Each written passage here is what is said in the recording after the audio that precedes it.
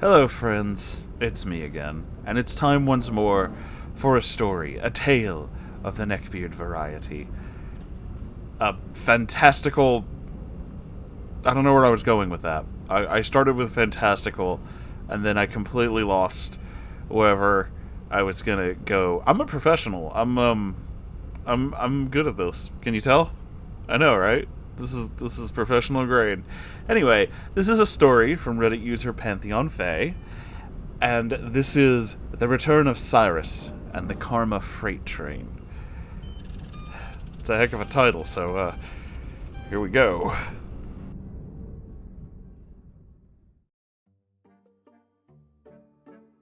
Hello, Moonhorse. Hi. And fellow members of the Moonherd. I bet you thought that Cyrus, the nice guy in disguise, was an open and shut case, right? Yeah, me too. Oh, but how wrong I was. And now Orlando, Cyrus's father, has his own special part as well.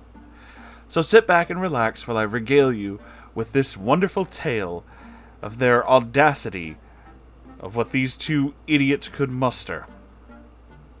In order for me to get to these stories, however, I need to give an update about where I am now since I last wrote to this group.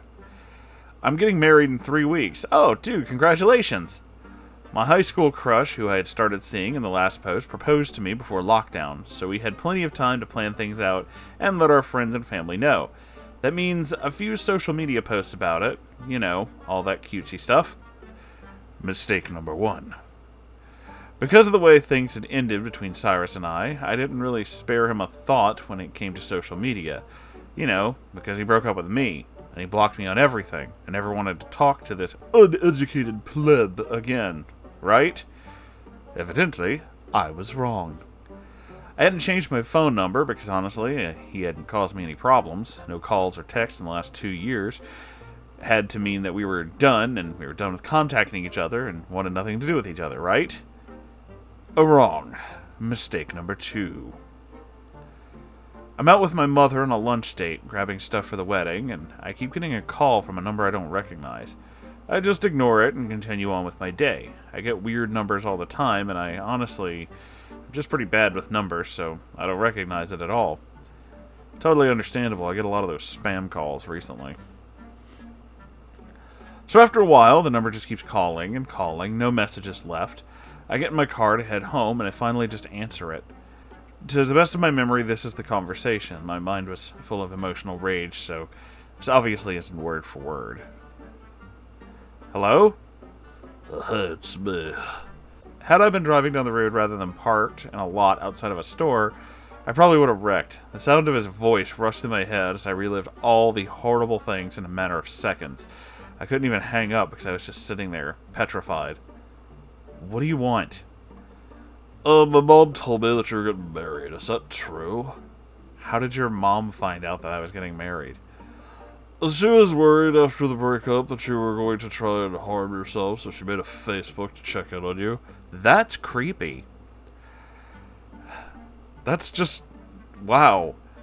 Note that the only thing public for her to look at was my relationship status. I hide everything else.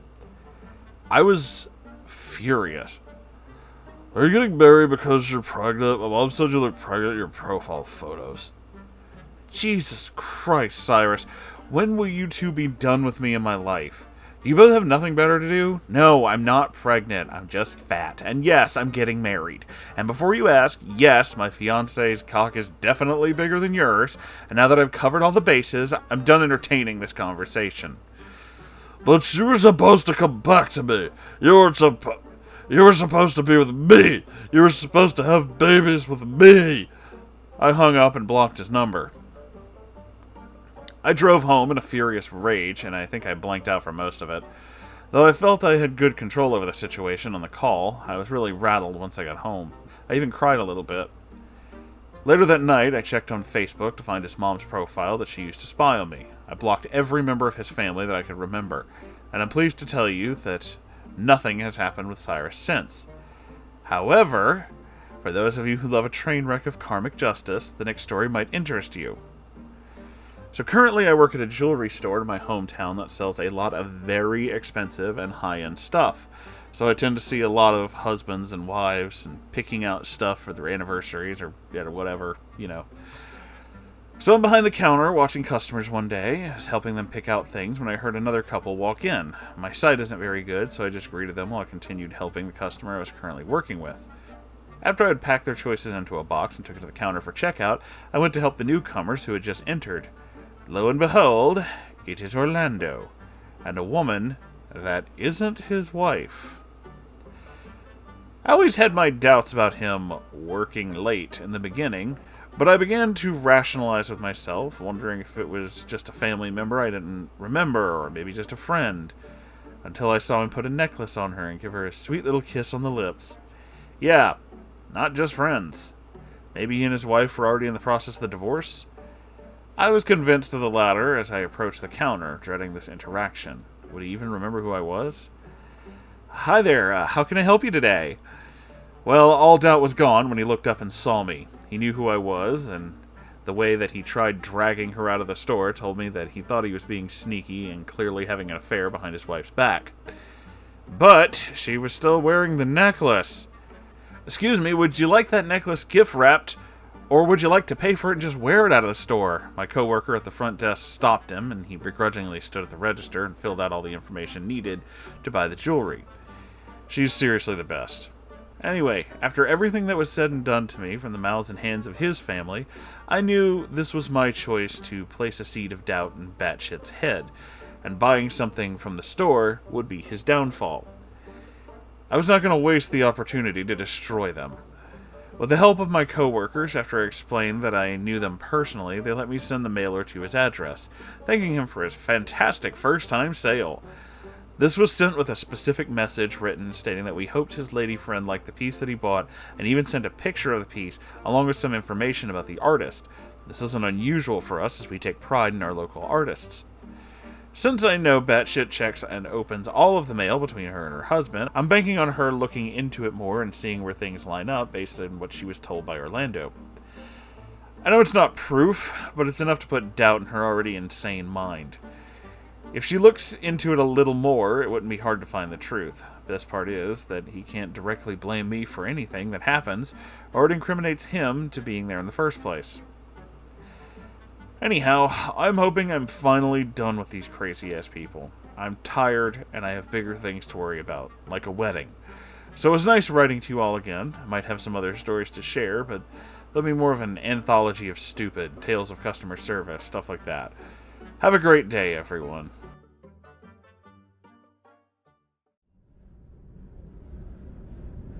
Oh. Yeah, you weren't kidding about wandering in on some karma. That was...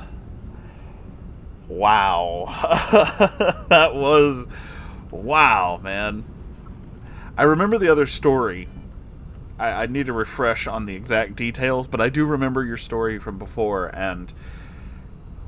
First off, I think it's fascinating that this dude was literally that obsessed, but just wouldn't say anything. I know he said it was his mom who was watching all this, but I wonder if it wasn't just him.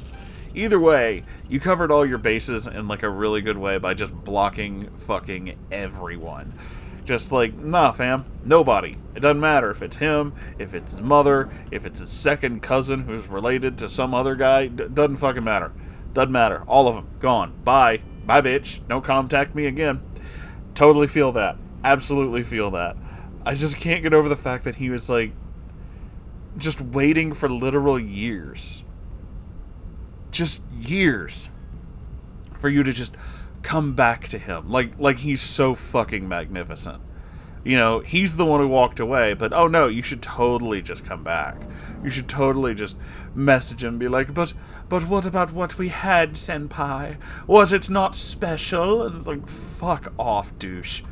You're the one who fucking decided this was over. You're the one who acted like an ass the entire fucking time. You're the one who was a fucking monster. Just, fuck you, tool bag. So yeah, I am glad that you are far away from that situation, got all your bases covered, and are moving on to obviously something much, much better. Congratulations again on your wedding, and yeah, you definitely did get your revenge. And good for you. Revenge is a good thing. At least I think so. Everybody else will tell me how wrong I am in the comments, I'm sure, but I don't really care. Either way, that's the end of this video. Thank you all so very, very much for being here. If you enjoyed this, please like, comment, subscribe, and share videos. And if you are already subscribed, double check, because sometimes YouTube just unsubscribes people. Real fucking cool, Susan. Thanks for that. If you'd like to support this channel, I'd greatly appreciate it, for one. I have a merch store. I just added 2 brand new designs, and I don't know if I've ever made this clear with the merch store, but the designs are on pretty much everything. So if there's anything in there that you just like, if you like a design and want it on any of the products that Threadless offers, the vast majority of them have, they're in the shop. You can just do that. I also have a Ko-Fi. Right now we are building towards a Ko-Fi goal in which I'll make a terrible video based off of terrible foods that are something we've seen in stream. So, if you'd like to contribute to that, you absolutely can. Go check it out. I have a subreddit where this story and many others came from. If you'd like to send in your own story, send it to r/Moonhorse Stories. I'll see it there, and I'll definitely check it out. And every Saturday there's a live stream. It's kind of like this, except we watch videos and talk more about weird things. Anyway, I love you all so very, very much, and I'll see you in the next video. Goodbye, everybody.